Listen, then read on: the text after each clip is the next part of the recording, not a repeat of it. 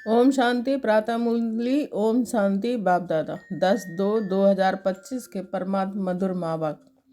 मीठे बच्चे, तुम्हें बाप द्वारा जो अद्वैत मत मिल रही है उस मत पर चलकर कलयुगी मनुष्यों को सतयुगी देवता बनाने का श्रेष्ठ कर्तव्य करना है। प्रश्न है, सभी मनुष्य मात्र दुखी क्यों बने हैं? उसका मूल कारण क्या है? उत्तर, रावण ने सभी को श्रापित कर दिया है, इसलिए अभी दुखी बने हो। बाप वर्षा देता है, रावण श्राप देता है, ये भी दुनिया नहीं जानती है। बाप ने वर्षा दिया तब तो भारतवासी इतने सुखी स्वर्ग के मालिक बने। पूज्य बने, श्रापित होने से पुजारी बन जाते हैं। ओम शांति। बच्चे हैं, मधुबन में आते हैं बाप दादा के पास। हाल में जब आते हैं देखते हो कि पहले बहन भाई बैठते हैं, फिर पीछे देखते हो बाप दादा आया हुआ है तो बाप की याद आती है। तुम हो प्रजापिता ब्रह्मा के बच्चे, ब्राह्मण और ब्राह्मणियाँ। वह ब्राह्मण तो ब्रह्मा बाप को जानते ही नहीं है, तुम बच्चे जानते हो। बाप जब आते हैं तो ब्रह्मा विष्णु शंकर भी जरूर चाहिए। कहते ही हैं त्रिमूर्ति शिव भगवान वाच। अब तीनों के द्वारा तो नहीं बोलेंगे ना। ये बातें अच्छी रीति बुद्धि में धारण करनी है। बेहद के बाप से जरूर स्वर्ग का वर्षा मिलता है, इसलिए सभी भक्त भगवान से क्या चाहते हैं? जीवन मुक्ति। अभी है जीवन बंद। सभी बाप को याद करते हैं कि आकर इस बंधन से मुक्त करो। अभी तुम बच्चे ही जानते हो कि बाबा आया हुआ है। कल्प कल्प बाप आते हैं, पुकारते भी हैं तुम माता पिता, परंतु इसका अर्थ तो कोई भी नहीं समझते हैं। निराकार बाप के लिए समझ लेते हैं, गाते हैं, परंतु मिलता कुछ भी नहीं है। अभी तुम बच्चों को उनसे स्वर्ग का वर्षा मिलता है, फिर कल्प बाद मिलेगा। बच्चे जानते हैं बाप आधा कल्प के लिए आकर वर्षा देते हैं और रावण फिर श्राप देते हैं। ये भी दुनिया नहीं जानती कि हम सभी श्रापित हैं। रावण का श्राप लगा हुआ है, इसलिए सभी दुखी हैं। भारतवासी सुखी थे। कल इन लक्ष्मी नारायण का राज भारत में था। देवताओं के आगे माथा टेकते थे, पूजा करते हैं, परंतु सतयुग कब था ये किसको पता नहीं है। अब देखो लाखों वर्ष की आयु सिर्फ सतयुग की दिखा दी है, फिर त्रेता की, द्वापर, कलयुग की। उस हिसाब से मनुष्य कितने ढेर हो जाए। सिर्फ सतयुग में ही ढेर मनुष्य हो जाए, कोई भी मनुष्य की बुद्धि में नहीं बैठता है। बाप बैठ समझाते हैं कि देखो गाया भी जाता है। 33 करोड़ देवताएं होते हैं, ऐसे थोड़े कि वह कोई लाखों वर्ष में हो सकते हैं। तो ये भी मनुष्यों को समझाना पड़े। अभी तुम समझते हो कि बाबा हमको स्वच्छ बुद्धि बनाते हैं, रावण मलेच्छ बुद्धि बनाते हैं। मुख्य बात तो यह है कि सतयुग में है पवित्र, यहाँ है अपवित्र। ये भी किसको पता नहीं है कि रामराज कब से कब तक, रावण राज कब से कब तक होता है। समझते हैं यहाँ ही रामराज भी है, रावण राज भी है। अनेक मत मतांतर है ना, जितने हैं मनुष्य उतनी हैं मतें। अभी यहाँ तुम बच्चों को एक अद्वैत मत मिलती है जो बाप ही देते हैं। तुम अभी ब्रह्मा के द्वारा देवता बन रहे हो। देवताओं की महिमा गाई जाती है, सर्वगुण संपन्न, 16 कला संपूर्ण है, तो वह भी मनुष्य की महिमा गाते हैं क्यों? जरूर फर्क होगा ना। अभी तुम बच्चे भी नंबरवार पुरुषार्थ अनुसार मनुष्य को देवता बनाने का कर्तव्य सीखते हो। कलयुगी मनुष्य को तुम सतयुगी देवता बनाते हो, अर्थात शांति धाम ब्राह्मण का और विश्व का मालिक बनाते हो।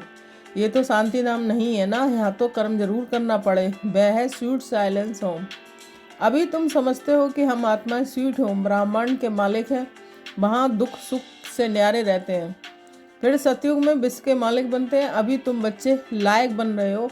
एम ऑब्जेक्ट एक्यूरेट सामने खड़ी है। तुम बच्चे हो योग बल वाले, वह हैं बाहुबल वाले। तुम भी हो युद्ध के मैदान पर, परंतु तुम हो डबल अहिंसक, वह है हिंसक। हिंसा काम कटारी को कहा जाता है।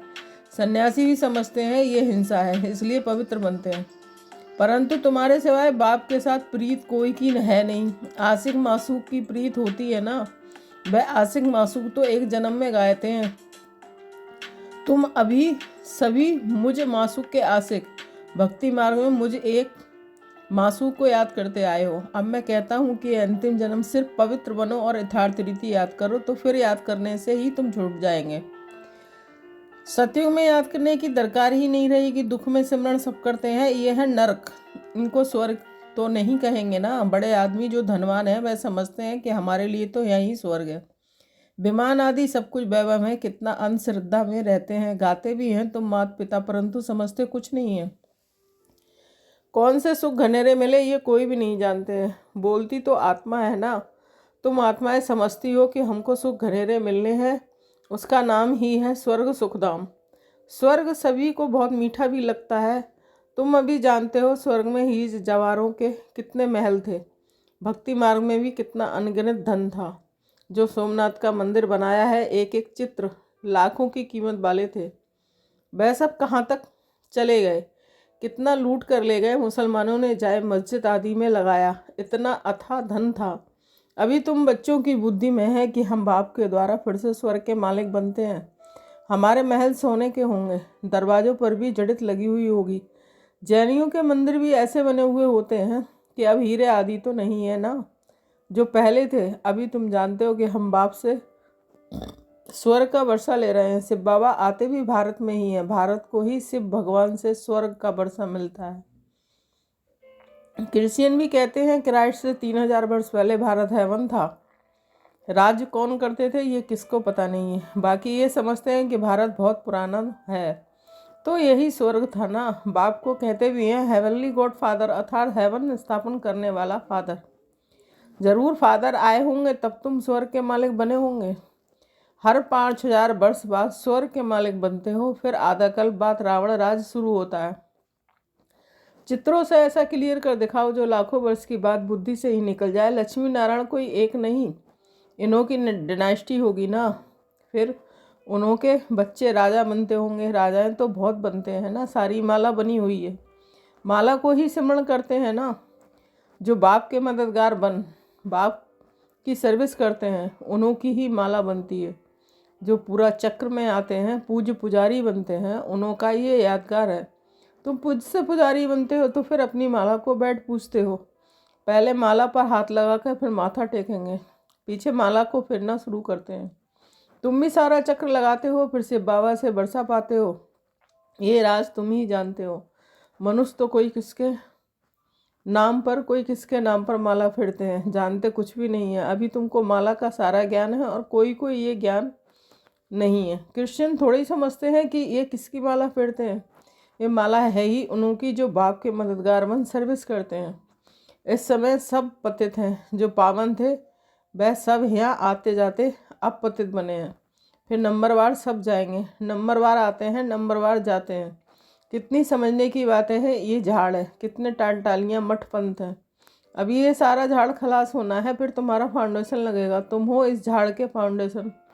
उसमें सूर्यवंशी चंद्रवंशी दोनों हैं। सत्युग त्रेता में जो राज करने वाले थे, उन्हों का अभी धर्म ही नहीं है, सिर्फ चित्र है।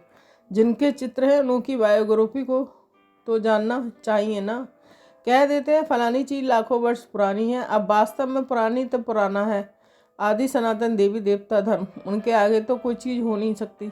बाकी सब 2500 वर्ष की पुरानी चीज़ें होंगी। नीचे से खोद कर निकालते हैं ना। भक्ति मार्ग में जो पूजा करते हैं वह पुराने चित्र निकालते हैं, क्योंकि अर्थक्वेक में सब मंदिर आदि गिर पड़ते हैं, फिर नए बनते हैं। हीरे सोने आदि की खानियाँ जो अभी खाली हो गई हैं वह फिर वहाँ भरतू हो जाएंगी। ये सब बातें अभी तुम्हारी बुद्धि में है ना।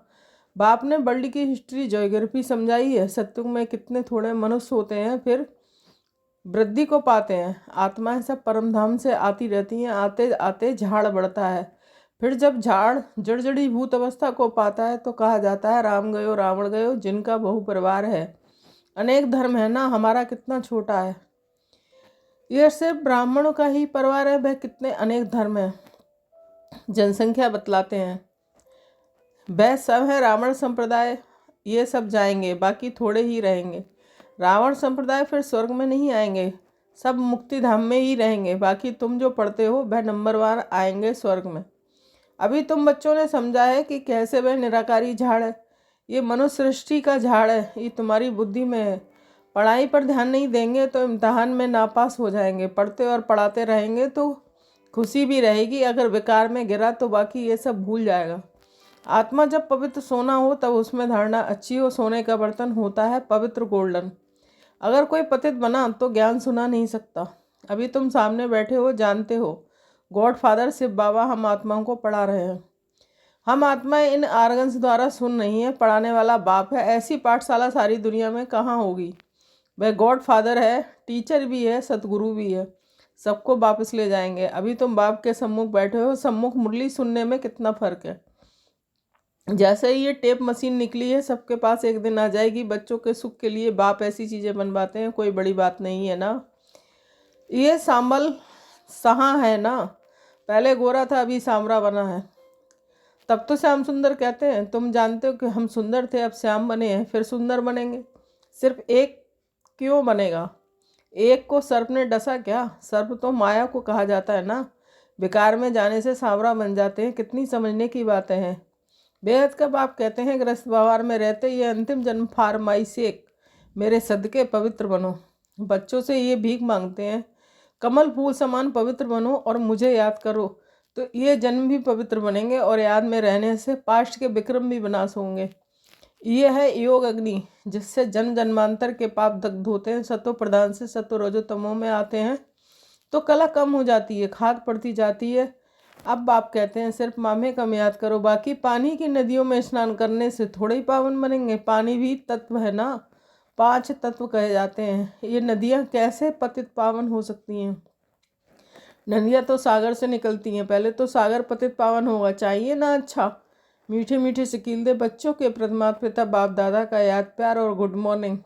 रूहानी बाप की रूहानी बाप को बच्चों को नमस्ते। हम रूहानी बच्चों की रूहानी माता पिता बाप दादा को याद प्यार गुड मॉर्निंग, नमस्ते नमस्ते, शुक्रिया बाबा शुक्रिया। धारणा के लिए मुख्तार 1 पॉइंट। विजयमाला में आने के लिए बाप का मददगार बन सर्विस करनी है। एक मासूक के साथ सच्ची प्रीत रखनी है, एक को ही याद करना है। 2 पॉइंट, अपनी एक्यूरेट एम ऑब्जेक्ट को सामने रख पूरा पुरुषार्थ करना है। डबल अहिंसक बन मनुष्य को देवता बनाने का श्रेष्ठ कर्तव्य करते रहना है। वरदान, विजयीपन के नशे द्वारा सदा हर्षित रहने वाले, सर्व आकर्षणों से मुक्त भव। विजयी रत्नों का यादगार बाप के गले का हार आज तक पूजा जाता है, तो सदा यही नशा रहे कि हम बाबा के गले का हार विजयी रत्न है। हम विश्व के मालिक हैं, बालक हैं। हमें जो मिला है वे किसी को भी मिल नहीं सकता। ये नशा और खुशी स्थायी रहे तो किसी भी प्रकार की आकर्षण से परे रहेंगे। जो सदा विजयी है वो सदा हर्षित है। एक बाप की याद के ही आकर्षण में आकर्षित है। स्लोगन, एक के अंत में खो जाना अर्थात एकांतवासी बनना। अव्यक्त इशारे, एकांत प्रिय बनो और एकाग्रता को अपनाओ। अभी सब मिलकर 1-2 की हिम्मत बढ़ा के यह संकल्प करो कि अब समय को समीप लाना है, आत्माओं को मुक्ति दिलानी ही है।